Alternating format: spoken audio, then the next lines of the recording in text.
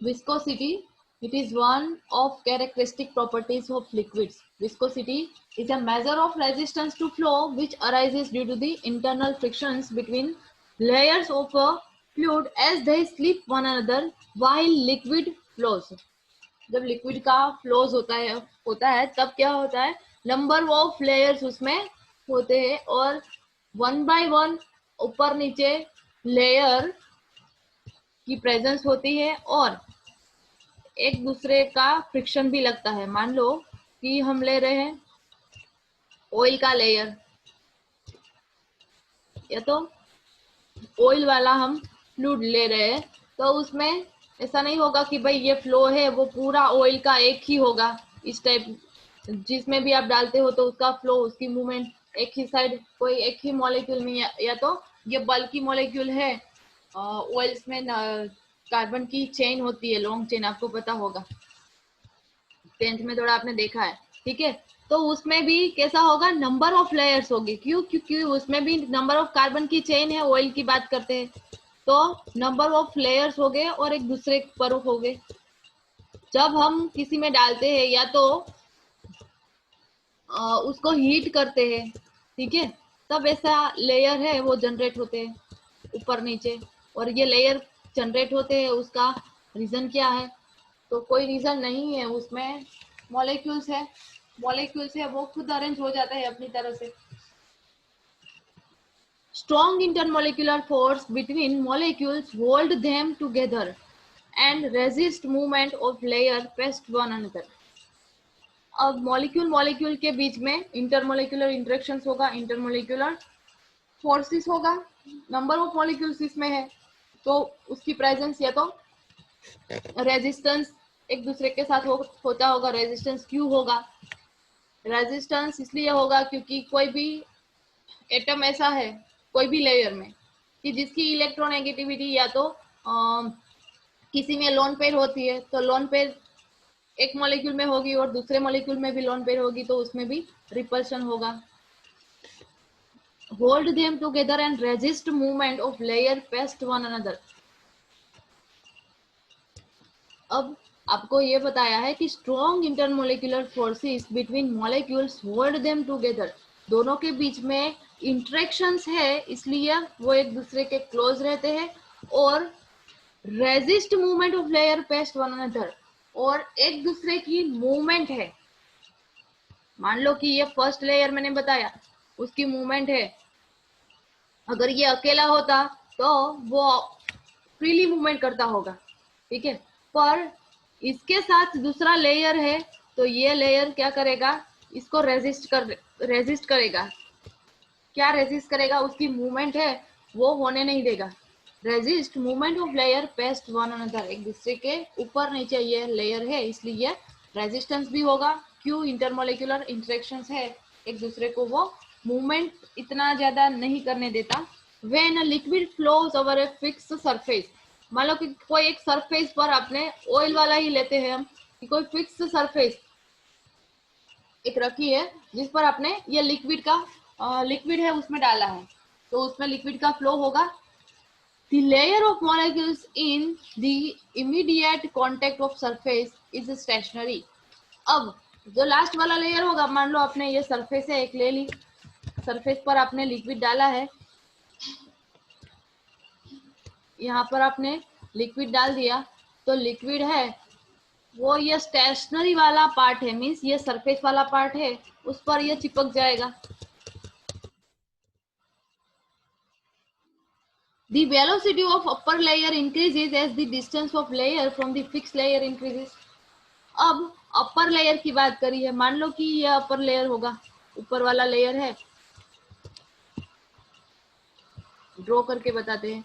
Upper layer है, उसकी movement fast हो सकती है, उसकी वेलोसिटी है वो बढ़ सकती है, पर कब बढ़ेगी? तो लेयर के बीच में डिस्टेंस ज्यादा होगा तो वेलोसिटी उसकी इंक्रीज होने की पॉसिबिलिटी है।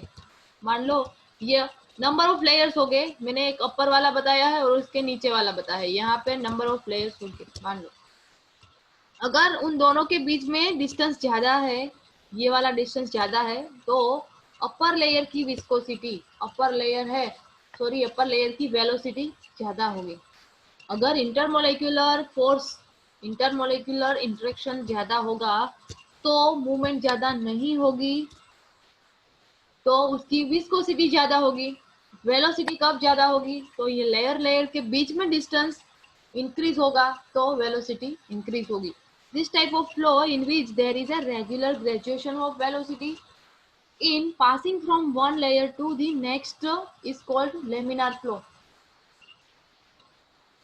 लेमिनार फ्लो किसको बोलेंगे? तो यहाँ पे डेफिनेशन के फॉर्म में बताया है कि इस टाइप का फ्लो जिसमें रेगुलर ग्रेजुएशंस मीन वेलोसिटी हर एक लेयर में 1 by 1 थोड़ी चेंज होगी। क्यों? क्योंकि ऊपर लेयर है, ऊपर वाला जो लेयर है उसमें उसकी वेलोसिटी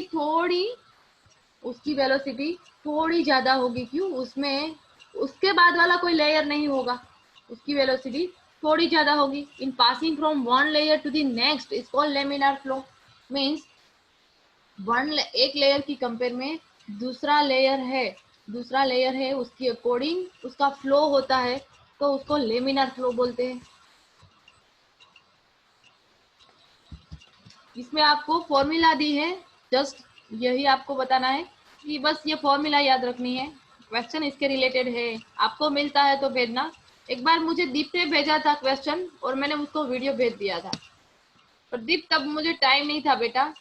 ठीक है, तुम्हें कोई भी क्वेश्चन मिलता है चैप्टर नंबर 5 के जो भी है, कल हम सोल्व करवाएंगे, तो आपको क्वेश्चन है तो मुझे भेजना। ओके।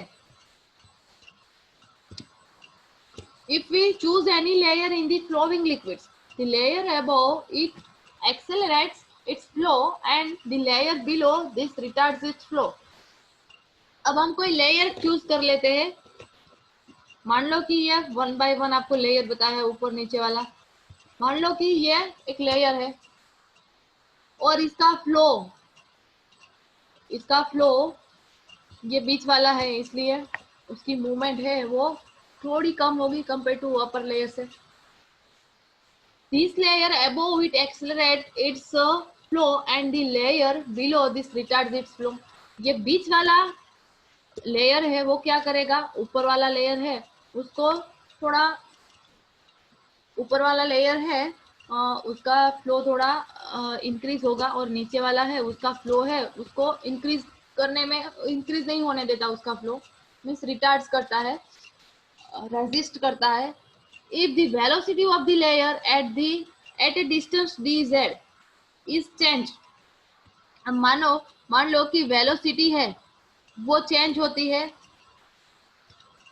ये डिस्टेंस एक दोनों के बीच में लेयर के बीच में आपको डिस्टेंस बताया है dz is changed by a value du से ये चेंज होता है। अपर वाला लेयर है उसको आपको पहले बता दिया कि अपर वाला लेयर है उसकी वेलोसिटी थोड़ी ज्यादा होगी, u प्लस du बताया है, और नीचे वाला है उसकी कम होगी, u माइनस du के फॉर्म में बताया है। वेलोसिटी ग्रेडियंट आपको बताया है du बाई dz, ये वेलोसिटी ग्रेडियंट बताया है। ये कैसे आया है ये कैसे पता चलेगा? डायरेक्ट आपको दे दिया है du बाई dz, तो ये वेलोसिटी के फॉर्म में है। ये वेलोसिटी का डिफरेंस आपको du के फॉर्म में बताया है, और ये dz है वो क्या है? डिस्टेंस है, लेयर के बीच का डिस्टेंस है, तो du बाई dz के फॉर्म में बताया है। इसका मतलब है वेलोसिटी में जो चेंजेस आ रहा है वो डिवाइडेड बाय डिस्टेंस में जो चेंजेस आ रहा है वो आपको वेलोसिटी ग्रेडियंट के फॉर्म में बता दिया है। A force is required to maintain the flow of layer. अब ये फोर्स है, आपको ये वेलोसिटी बाय डिस्टेंस बताया है, इसका मतलब है वेलोसिटी का यूनिट क्या होगा? मीटर पर सेकेंड। यस, मीटर पर सेकेंड ऐसा कुछ होगा। डिस्टेंस ट्रैवल फिजिक्स में आता है ये। तो फोर्स के बारे में आपको बताया है कि force is required to maintain the flow of layer ये लेयर का फ्लो है, इसके लिए कोई स्पेसिफिक फोर्स चाहिए। This force is proportional to the area of contact layer and velocity gradient. ये फोर्स है वो किसकी प्रोपोर्शनल में है? तो कोई एरिया है, कौन सा एरिया? तो जो लेयर के बीच वाला एरिया है contact of the layers and the velocity gradients. Velocity gradients में du बाई dz। फॉर्मूला देख लेते हैं। FA is directly proportional to the area, A is the area of contact। FA वो डायरेक्टली प्रोपोर्शनल में आपको बताया है कि A है वो क्या है? कॉन्टेक्ट वाला एरिया है, वो आपको A के फॉर्म में बताया है, और ये क्या है? Velocity gradient du by dz। अब आपको क्वेश्चन पूछा होगा तो किस तरह से आपको पूछा होगा? अगर आपको विस्कोसिटी कैलकुलेट करनी है, विस्कोसिटी कैलकुलेट करनी है, फोर्स दे दिया है, एरिया दे दिया है और वेलोसिटी ग्रेडियंट दे दिया है, तो आप विस्कोसिटी फाइंड आउट कर सकते हैं। इसका डिफरेंस दिया होगा, du वाला डिफरेंस की वैल्यू दी होगी, या तो dz की डिफरेंस की वैल्यू, इन दोनों की डिफरेंस की वैल्यू दे दी होगी, या तो डायरेक्टली वेलोसिटी ग्रेडियंट की वैल्यू दे दी होगी, और आपको बोला होगा कि विस्कोसिटी कैलकुलेट करो। यहाँ पे n है वो क्या है? प्रोपोर्शनलिटी कांस्टेंट है, और उसको क्या बोलते हैं? Coefficient of viscosity. ये विस्कोसिटी का कोएफिशिएंट है। Viscosity coefficient is the force and velocity gradient is unity. ये विस्कोसिटी कोएफिशिएंट है वो क्या है? फोर्स है। When velocity gradient is unity, velocity gradient है वो यूनिटी में उसकी वैल्यू कोई स्पेसिफिक होगी, and the area of contact is unit area. Contact वाला एरिया है वो भी यूनिट एरिया होगा, मीन्स वो भी कोई स्पेसिफिक वैल्यू ले ली होगी। यूनिट का मतलब है जनरली, इन जनरल फॉर्म में हम यूनिट की बात करते हैं तब, यूनिट एरिया बात करते हैं तब 1/1 लेते हैं, याद हो तो आपको, ठीक है। इसमें कोई डिटेल में नहीं बताया है, पर ये फॉर्मूला आपको दे दी जाए, अगर ये फॉर्मूला आप याद रखते हो तो इसमें से अगर आपको एरिया दे दिया है, वेलोसिटी ग्रेडियंट दे दिया है, फोर्स दे दिया है, तो आप ये विस्कोसिटी कोएफिशिएंट फाइंड आउट कर सकते हो। Thus n is measure of viscosity. n है वो क्या है? विस्कोसिटी है। ऐसा unit of viscosity coefficient is 1 Newton second पर स्क्वायर। ये उसका यूनिट है, न्यूटन सेकेंड पर मीटर स्क्वायर, या तो पास्कल इंटू सेकेंड, दो यूनिट बताया है। अब ये यूनिट याद रखने की जरूरत है, क्यों? क्योंकि IIT JEE में आपको अगर क्वेश्चन पूछ लिया कि इसमें से नीचे से बताओ कि कौन सा यूनिट है वो विस्कोसिटी के लिए अप्रोप्रिएट है, ठीक है, तो न्यूटन सेकेंड पर मीटर स्क्वायर दिया होगा, या तो न्यूटन सेकेंड पर मीटर दिया होगा, 2-3 ऑप्शन चेंज करके दे दिया होगा। इस टाइप के क्वेश्चन भी आते हैं। In CGS system, the unit of coefficient of viscosity is poise। CGS system में विस्कोसिटी का कोएफिशिएंट है वो पोइज है। अब CGS सिस्टम में ये यूनिट हमें देखने को मिलता है, पर कहाँ से आया, क्यों आया, पता नहीं। डायरेक्ट यूनिट तो हम याद ही रखते हैं, 1 पोइज इक्वल टू क्या है? 1 ग्राम सेंटीमीटर स्क्वायर पर सेंटीमीटर पर सेकेंड। ग्रेटर दी विस्कोसिटी दी मोर स्लोली दी लिक्विड फ्लो।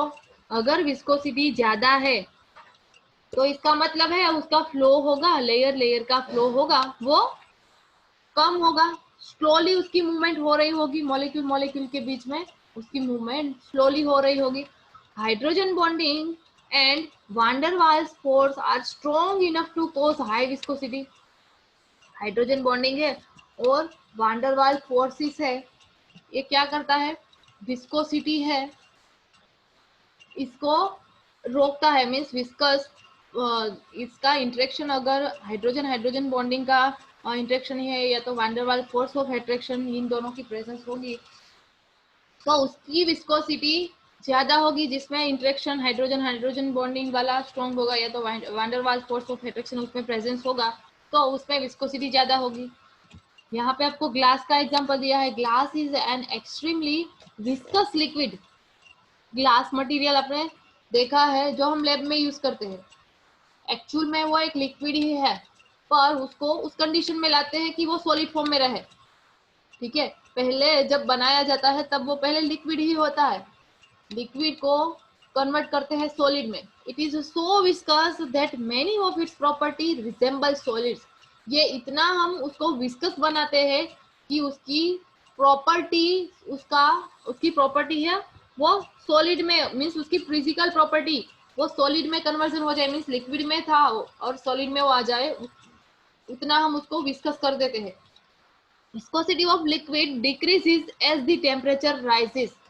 विस्कोसिटी है वो डिक्रीज होती है कब, जब उसका टेम्परेचर हम इंक्रीज करते हैं तब विस्कोसिटी है वो डिक्रीज होगी। विस्कस लेयर, आपको याद होगा कि पानी और ऑयल की विस्कोसिटी मेजर करोगे तो आपको ऑयल की ज्यादा मिलेगी, क्योंकि वो विस्कस है। जो विस्कस मटेरियल होता है उसकी विस्कोसिटी ज्यादा होती है। तो अगर आप ऑयल को हीट करते हो तब आपने देखा होगा कि ऑयल है वो जितना भी डेंस है उससे थोड़ी डेंसिटी उसकी कम हो जाएगी, थोड़ा पतला हो जाएगा, तो उसकी विस्कोसिटी है वो थोड़ी कम हो जाती है। टेम्परेचर आप नीचे से हीट देते हो तो उसका टेम्परेचर है वो बढ़ जाता है और विस्कोसिटी उसकी डिक्रीज होती है। At high temperature molecule have high kinetic energy. Temperature जब ज्यादा होगा तब काइनेटिक एनर्जी ज्यादा होगी मॉलिक्यूल्स की, and can overcome the intermolecular forces to slip past one another between the layers. और क्या होगा इसमें, काइनेटिक एनर्जी ज्यादा है मॉलिक्यूल्स की, तो वो दोनों के बीच में अगर फोर्स, इंटरमॉलिक्यूलर फोर्स भी है, तो वो भी ब्रेक करके वो एक दूसरे लेयर की कंपेयर में वो डायरेक्टली पास हो जाएगा, मीन्स एक दूसरे की कंपेयर में वो पास हो सकता है, क्योंकि इंटरमॉलिक्यूलर इंटरेक्शंस है इसलिए विस्कोसिटी थोड़ी ज्यादा थी। पर जब टेम्परेचर इंक्रीज होता है मॉलिक्यूल की काइनेटिक एनर्जी है वो इंक्रीज होती है, तो उसकी वजह से वो उसकी मूवमेंट है वो आसानी से वो कर सकता है। अब ये लास्ट वाला टॉपिक था वो खत्म हो गया हमारा। नेक्स्ट चैप्टर का फर्स्ट थोड़ा इंट्रोडक्शन हम आज देख लेते हैं, उसके बाद आज का ये चैप्टर खत्म हो गया है, और कल हम जब लेक्चर स्टार्ट करेंगे तो आपका जो सॉल्यूशन है, पेपर का सॉल्यूशन है वो करवाएंगे। ठीक है, जिसने भी मुझे भेजा है उसका स्टार्ट करेंगे। चैप्टर नंबर 6 देख रहे हो आप, चैप्टर नंबर 6 दिखाई देता है भाई? ये देवन है, चैप्टर नंबर 6 दिखाई दे रहा है तुझे? कॉल करता है रिसीव नहीं करता, देखो बोलता नहीं है। हाँ बोलो। अरे बेटा बोला तो सही तूने, तुझे बोला तो सही। ये पहले मुझे बता, ये स्क्रीन दिख रही है तुझे? अब ये 6 चैप्टर वाली दिख रही है ना? ओके ओके, ये भाई इंट्रोडक्शन लेना है तुझे, बोला तो सही कि कल करवाएंगे।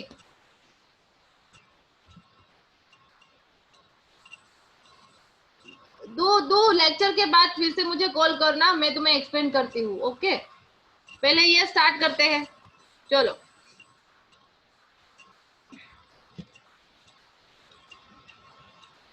Chapter number 6 thermodynamic term. ये चैप्टर थर्मोडायनेमिक्स वाला फिजिकल टाइप का है, पर इसमें न्यूमेरिकल्स आते हैं और वो हम सोल्व करवाएंगे आपको, मजा आएगा इसमें, पर थोड़ा ध्यान देना पड़ेगा। We are interested in chemical reactions and the energy change accompanying them. For this, we need to know certain thermodynamic terms. These are discussed below 6 point. नीचे आपको यह portion दिया है. The system and the surrounding. A system in the thermodynamics refers to the part of universe in which observation are made, and remaining universe constitutes the surrounding. The surrounding includes every other than the system. अब कोई system आप लेते हो, कोई भी system, मान लो कि आपने बीकर में एक लिक्विड ले लिया है, ठीक है, तो ये लिक्विड है, उस पर इफेक्ट किसकी रहती है? सराउंडिंग की रहती है। The surrounding include every other than the system. System and surrounding together constitute the universe. अब सराउंडिंग और सिस्टम दोनों की हम बात करें कि ये सिस्टम पर इफेक्ट रहती है, सराउंडिंग मीन्स एटमॉस्फेयर की इफेक्ट रहती है, और पूरा हम उसको एक्सप्लेन करते हैं। ये वाली सिस्टम है, आपने लिक्विड भरा है या तो आपने कोई थर्मोस पैक करके ले लिया है। थर्मोडायनेमिक्स वाला आपने आई थिंक पहली बार पढ़ रहे हो, 10th में भी नहीं आया होगा, 9th में भी नहीं आया होगा, पर इतना थोड़ा तो आया होगा कि सिस्टम 3 टाइप की है, ओपन सिस्टम है, क्लोज सिस्टम है, वो आपने देखा होगा। अगर कोई पैक थर्मोस है, उसमें आप चाय भरते हो, ठीक है, तो वो थोड़ा टाइम गर्म रहती है, तो क्यों रहती है, वो सारा डिस्कशन ये पहले आपको बताया है। यूनिवर्स, यूनिवर्स का मतलब टोटली जो सिस्टम है डिपेंड्स किस पर रहती है, तो सिस्टम का जो नेचर है वो प्लस सराउंडिंग की इफेक्ट उस पर जो है, वो दोनों मिलकर उसको यूनिवर्स बोलते हैं, system plus surrounding. However, the entire universe other than the system is not affected by the changes taking place in the system. अब ये यूनिवर्स आपको बताया है, उसमें सिस्टम है is not affected by changes taking place in the system. System में system है वो उसको इफेक्ट नहीं रहती, किसकी इफेक्ट नहीं रहती, तो उसमें कोई भी चेंजेस करो, उसमें कोई भी आप चेंजेस करो तो इतनी इफेक्ट नहीं रहती। ये आपको एक सिस्टम बताई है, और सिस्टम में ये खुली ओपन सिस्टम है, ठीक है, ओपन सिस्टम है। ऊपर आपको हेडिंग नहीं दिया है, पर देखते हैं।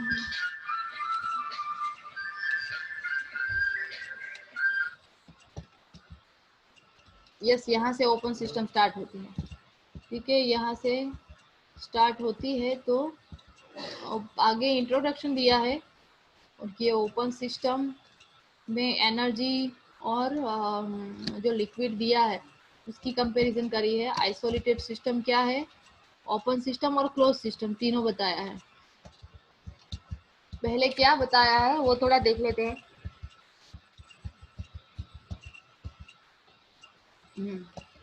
ओके, सिस्टम के बारे में ही बताया है कि एक एग्जांपल आपको दिया है कि if we are studying the reactions between two substances A and B kept in a beaker.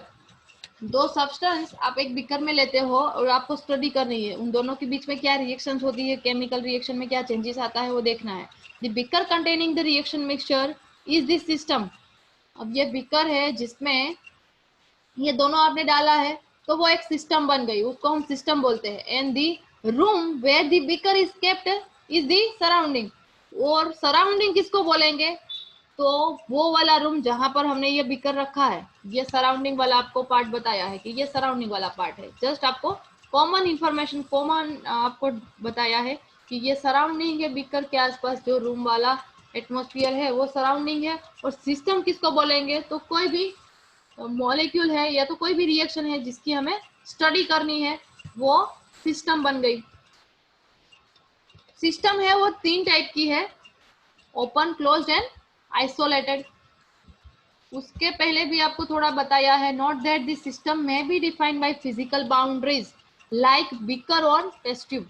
System है उसको कैसे डिफाइन करेंगे, तो कोई फिजिकल बाउंड्रीज है, मींस दो सिस्टम अगर हम लेते हैं, दो सिस्टम हम लेते हैं, तो उसके बीच में कोई फिजिकल बाउंड्री होनी चाहिए, लाइक बीकर और टेस्ट ट्यूब।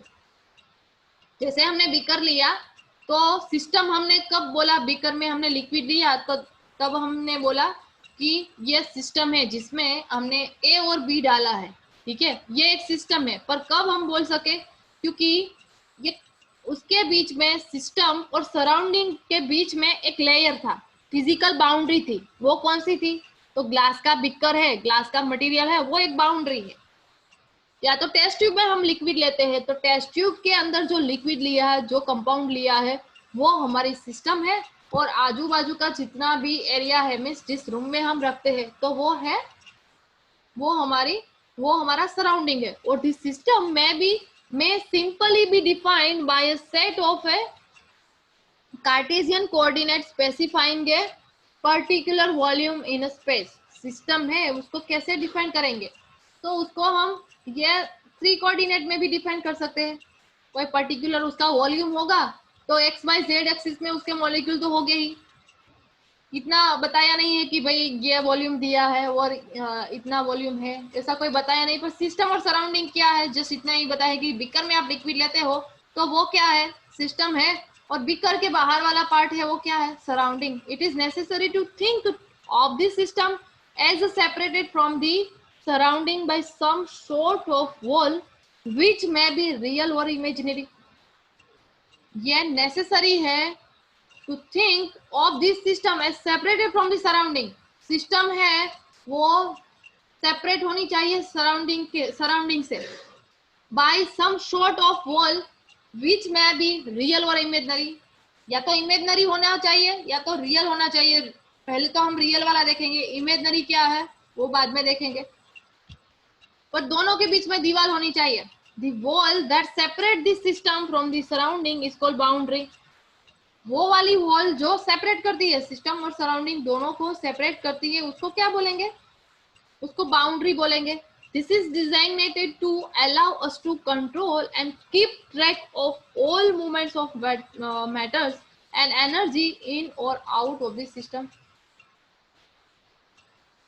तो ये क्या कंट्रोल, ये बाउंड्रीज है वो कंट्रोल करती है, या तो उसको कोई उसकी मूवमेंट है वो उसको ट्रैक कर देती है। मीन्स सराउंडिंग की वजह से जितनी उसकी मूवमेंट होनी चाहिए, मॉलिक्यूल की मूवमेंट होनी चाहिए, उसको ट्रैक कर देती है बाउंड्रीज। और एनर्जी भी जितनी लिक्विड में जो एनर्जी है, आप अगर बीकर को खुला रखते हो तो उसकी एनर्जी कोई अलग होगी, उसको बंद रखते हो तो उसकी एनर्जी अलग होगी। तो ये एनर्जी में डिफरेंस आता है, तो ये बाउंड्री की वजह से आता है। अगर बाउंड्री नहीं रखते, बाउंड्री अगर थिन है या तो उसका ले उसकी विड्थ है वो ज्यादा है, तो भी सिस्टम में चेंजेस आएगा। तो वो सारा स्टडी हम थर्मोडायनेमिक्स वाला चैप्टर है इसमें करेंगे। अब ये टाइप्स ऑफ सिस्टम वाला पोर्शन आपको बताया है। ओपन सिस्टम, 3 टाइप की सिस्टम है, open system, closed system and isolated system. First है open system. In an open system there is a exchange of energy and matter between system and surrounding। Open system में क्या होगा कि energy का और matter दोनों का चेंजेस होगा। सिस्टम और सराउंडिंग के बीच में, सिस्टम और सराउंडिंग के बीच में, सिस्टम में जो लिक्विड भरा है, मान लो आपने एक बीकर भरा है, वाटर लिया है उसमें और आपने खुला रखा है, और खुला बीकर रखा है, रूम में रख दिया है, और 2-3 दिन के लिए ऐसे ही छोड़ दो। 2-3 दिन के लिए छोड़ दोगे तो उसका आपने मान लो कि वॉल्यूम पहले 50 ml लिया था, और 2-3 दिन के बाद देखोगे तो उसका वॉल्यूम थोड़ा कम हो गया होगा। इसका मतलब क्या है, उसमें कोई चेंजेस आया है, और चेंजेस आया तो कौन सा चेंजेस आया है, तो एक तो उसको एनर्जी मिली होगी, उसको एनर्जी मिली होगी, मॉलिक्यूल को एनर्जी मिली होगी कि वो फ्री हो सके, उसको कुछ टेम्परेचर मिला होगा कि वो बाहर निकल सके। मॉलिक्यूल है वो वेपर फॉर्म में बाहर कब निकले, जब उसको कुछ एनर्जी मिली होगी। इसका मतलब है उसमें एनर्जी भी, उसकी एनर्जी भी चेंज हुई, एक्सचेंज ऑफ एनर्जी। और उसका मैटर मीन्स उसका जो मास है वो भी चेंज हो गया। आपने 50 ml लिया था और उसमें से 2-3 ml कम हो गया। इसका मतलब है कि ओपन सिस्टम है, उसमें बीकर खुला रखा था, इसलिए ये प्रॉब्लम हुआ कि उसका मास भी चेंज हो गया और उसकी एनर्जी भी एक्सचेंज हुई। एक्सचेंज किसमें हुई, तो बीकर में लिक्विड था, उसमें वो इवापोरेट फॉर्म में चला गया, वेपर फॉर्म में चला गया। तो exchange of energy and matter between system and surrounding, system और सराउंडिंग के बीच में ये दोनों, हेलो, हाँ हाँ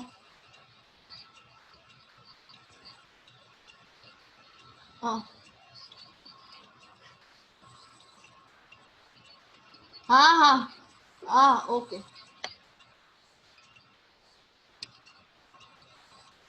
हाँ okay, okay madam.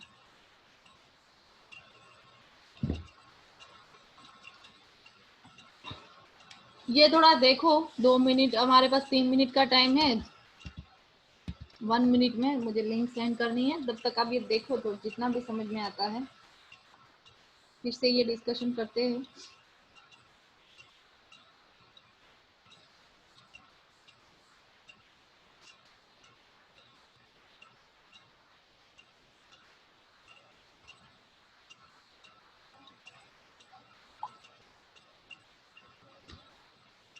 Open system में क्या होगा कि उसमें सिस्टम और सराउंडिंग के बीच में, दोनों के बीच में क्या होगा, एनर्जी और मैटर दोनों एक्सचेंज हो गए, एनर्जी और मैटर दोनों का एक्सचेंज होता है। There is a exchange of energy and matter between system and surrounding. The presence of reactions in an open beaker is an example of an open system. कोई open beaker आप ले लो जिसमें liquid या तो कोई भी मटेरियल प्रेजेंट है, तो वो ओपन सिस्टम वाला एक एग्जांपल है। Here the boundary is an imaginary surface enclosing the beaker and reactants. ये बाउंड्रीज है, बाउंड्री है वो एक इमेजिनरी सरफेस है, enclosing the beaker and reactants. Reactants और बीकर दोनों के बीच में ये बाउंड्रीज है, वो एक इमेजिनरी सरफेस है। क्लोज सिस्टम सेकंड आपको बताया है, in a close system there is a no exchange of matter but exchange of energy is possible between system and surrounding. अब क्लोज सिस्टम है उसमें क्या होगा, एनर्जी का चेंज नहीं होगा, there is a no exchange of, sorry matter का change नहीं होगा, एक्सचेंज नहीं होगा, there is a no exchange of matter but exchange of energy is possible between system and surrounding. System और सराउंडिंग के बीच में एनर्जी है वो एक्सचेंज होगी, पर मैटर है वो एक्सचेंज नहीं होगा। मैटर है वो लिक्विड में है, वो वेपर फॉर्म में नहीं चला जाएगा सराउंडिंग में, ठीक है। मैटर का कोई एक्सचेंज नहीं होगा पर एनर्जी का एक्सचेंज होगा। The presence of reactant in a closed vessel made of conducting material.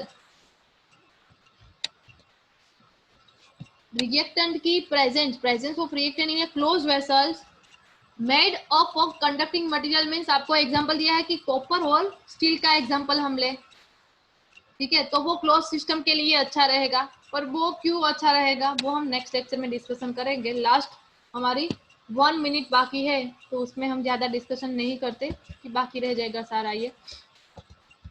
तो ये नेक्स्ट कल का लेक्चर है, उसमें तो IIT JEE के क्वेश्चन जितने हम सोल्व कर पाते हैं उतना करेंगे। उसके बाद डायरेक्ट परसों वाला लेक्चर है वो यहाँ से स्टार्ट होगा। ओके, चलो मीटिंग को एंड करती हूँ। जय स्वामी। एक प्रेजेंट भेज दो मुझे, हर्ष, हर्ष विवेक, हर्ष विवेक के प्रेजेंट ले लो, आज भूल गई मैं।